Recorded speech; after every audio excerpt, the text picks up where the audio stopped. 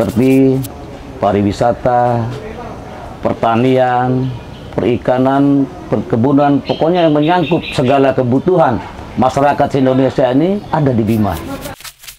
Yang saya lihat sih untuk pariwisata belum ada, Pak. Belum ada. Terus kalau untuk perikanan di sini nelayan masih sedikit saya lihat untuk perikanan ya. Terus kalau untuk pertaniannya oke lah, memang terkenal bawangnya di sini. Tinggal pengelolaannya bagaimana? Jadi untuk Ibu sekarang saya tantang Ibu ini selaku calon DPR RI. Andaikan Ibu ditakdirkan oleh Allah, ya dipercaya oleh masyarakat Pulau Sumbawa, ya untuk mewakili Pulau Sumbawa ini lewat kendaraan politiknya Partai P3 ini, gimana sikap Ibu nanti?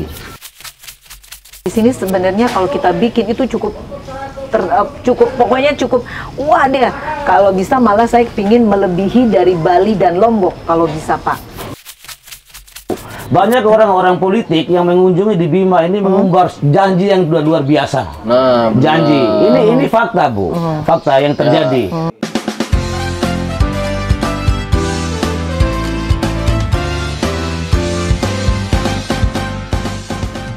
Oke, selamat pagi, selamat siang, selamat malam. Ketemu di obrolan rasional santai, dibahas hingga tuntas.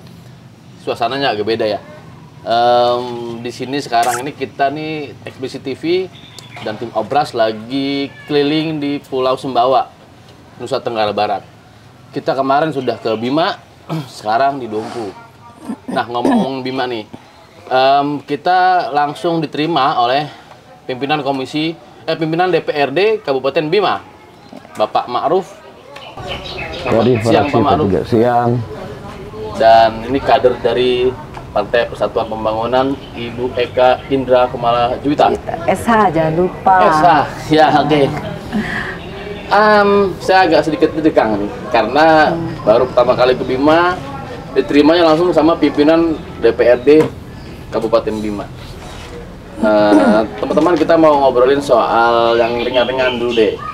Dari mulai, Pak, di Bima itu apa sih Pak yang bikin orang tuh kenal Bima itu ada apa ini?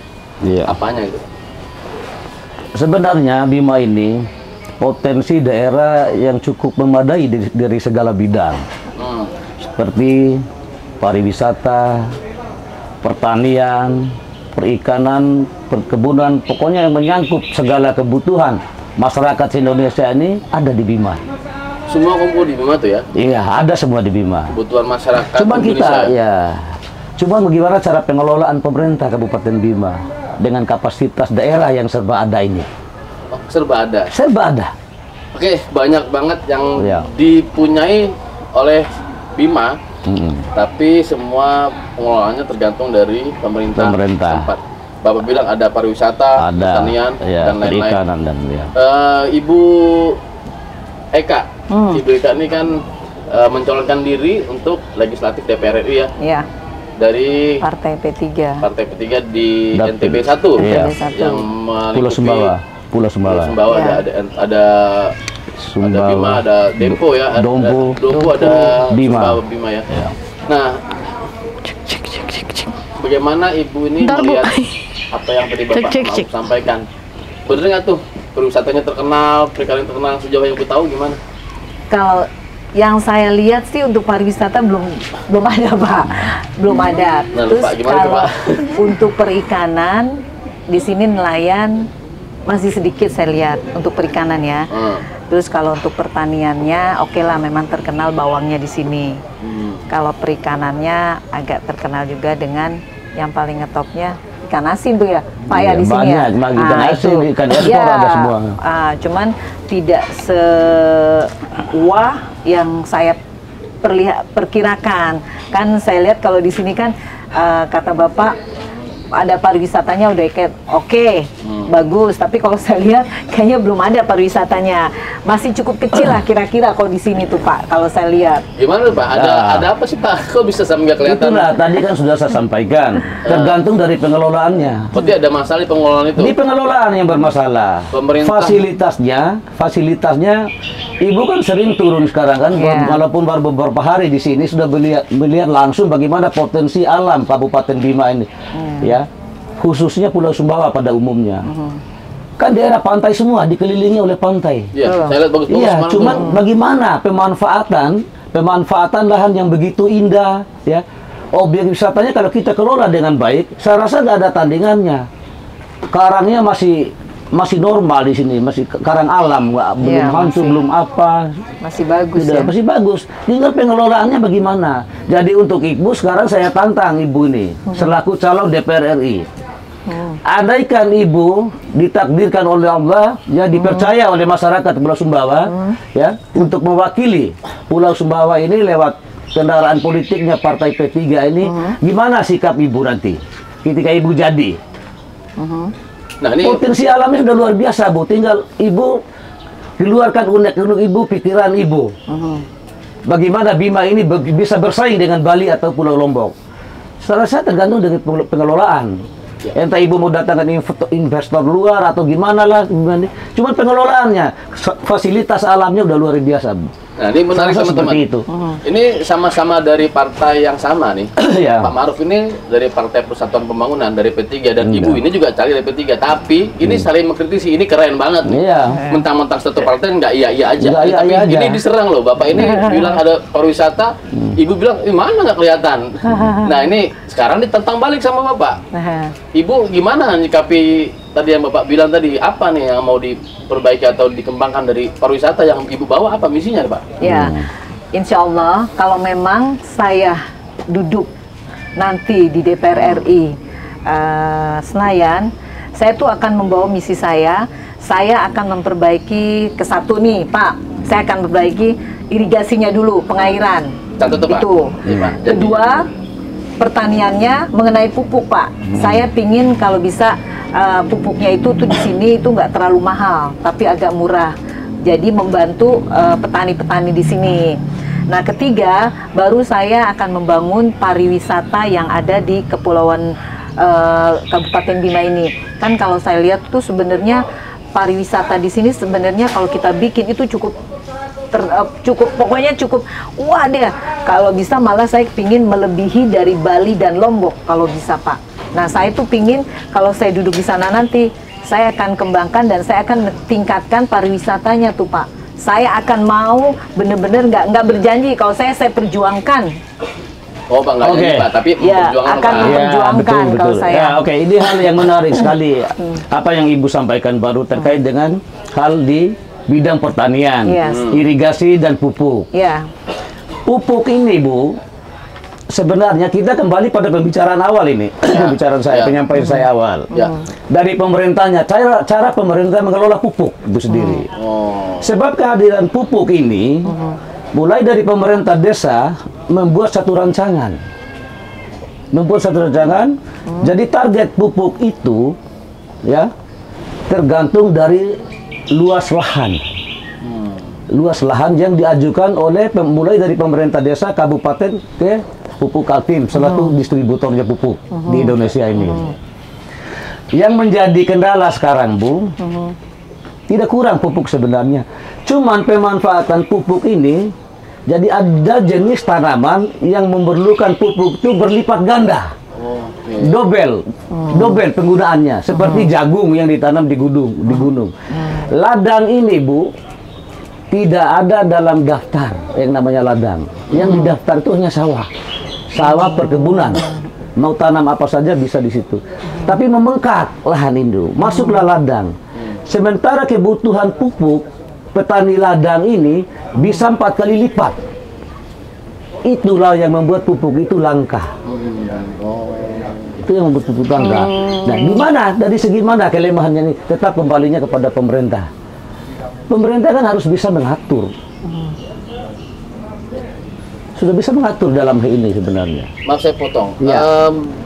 Itu kan tadi masalah yang ada di sektor pertanian. Iya. Dan Bapak di sini duduk sebagai anggota dewan. Iya. Sejauh mana Bapak menyuarakan P3 menyuarakan itu sejauh mana Pak untuk permasalahan masalah tadi? Iya. Nanti biar nanti jadi Bu Eka ketika terpilih nanti sudah tahu nih nanti apa lagi yang kurang yang harus disupport. Iya. Iya. Terima kasih. Jadi setiap ada demonya ke DPR. Padahal pelaku ini adalah pemerintah dan distributor pupuk. Pelaku maksudnya? Pelaku masyarakat. Pelaku demo kan masyarakat yang demo, walaupun lewat LSM dan apa segala ya bentuk organisasi kemasyarakatan. Yang di demo dulu kita. Sedangkan tugas kita di DPR ini, di parlemen hanya menyuarakan, menyampaikan aspirasi, bukan pengambil kebijakan. Ya, betul. Artinya tetap kembalinya ke pemerintah. Ya. Kalau pemerintahnya dengan nawa itu yang ikhlas, tulus, ingin membangun daerahnya, saya rasa tidak jadi masalah, tidak ada terjadi kendala apa-apa di daerah ini. Dan yang paling penting, partai Bapak sudah menyuarakan itu. Sudah, insya Allah Pemerintah. P3. Tinggal dari realisasi pemerintah seperti Pemerintah apa, seperti solusinya apa? seperti apa. Ya. Ya. Gitu. Saya balik ke Bu Eka. Yap. Bu Eka ini mencalonkan diri di P3. Dapil NTB 1 Dapil dari 1 Partai NTB. Persatuan Pulau, Pembangunan. iya, Ibu Pulau memang Sumbawa. orang sini Bu. Apa gimana sih ceritanya Bu? Ibu ini siapa dari NTB ini? Kalau mungkin orang NTB ini siapa nih perlu diperkenalkan dulu Bu? Kalau Biar- saya biar tahu. sebenarnya aslinya itu bukan dari Bima, tapi dari Jakarta, lahir di Jakarta. Oke. Tapi orang tua saya, papa saya itu asli Bima. Oh, Nenek iya, saya Sape Bugis. Bapak saya Sila, orang Sila. Nah, jadi kenapa saya berniat dan mau mencurahkan hati saya di tempat Dapil 1 NTB ini di Pulau Sumbawa, karena saya ingin mengangkat derajat orang tua saya. Oke. Nah, derajat orang tua saya, karena dari dulu kalau saya kesini tuh saya lihat tidak pernah ada perkembangannya tuh Bima. Nah, makanya saya bercita-cita waktu itu kalau saya nanti, insya Allah kalau Allah memudahkan, kalau saya nanti jadi pejabat, ini cita-cita saya waktu itu ya. Kalau saya jadi pejabat, saya akan merubah dan membangun suasana Kabupaten Bima sedemikian rupa untuk supaya orang itu akan melirik ke Bima dan Sape. Padahal potensi untuk pariwisata, untuk ekspor impornya pun untuk ikan itu bagus.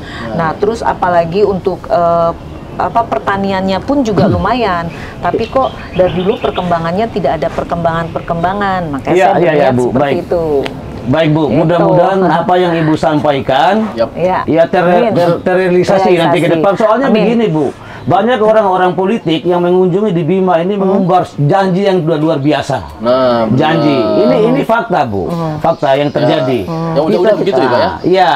Jadi Kalau saya sih mudah-mudahan Ibu mudah-mudahan ini enggak, sudah insya bergabung Allah. dengan P3 Iya, karena iya. P3-nya adalah partai Islam tertua di Indonesia ini. Iya. Ya, tanda gambarnya aja Ka'bah Bu. Iya, kiblat Jadi kita ya, ya. kiblat kita. Jadi semua umat Islam tidak ada satupun yang tidak menginginkan ke Ka'bah sana, ke Mekah sana, Ya, untuk betul. mencium Ka'bah. Jadi untuk itu Bu, mudah-mudahan Bu Eka Amin. ini ya tidak seperti tidak perlu saya sebutkan orangnya siapa, tapi Amin. calon-calon yang dulu pernah menginjak Bima ini, yang selalu mengumbar janji, setelah dapat hasilnya nihil, pergi. Dekat lagi pemilu datang lagi. Dan saya tidak ingin Ibu karena sudah berkiprah di P3 ini tidak ingin seperti itu Bu.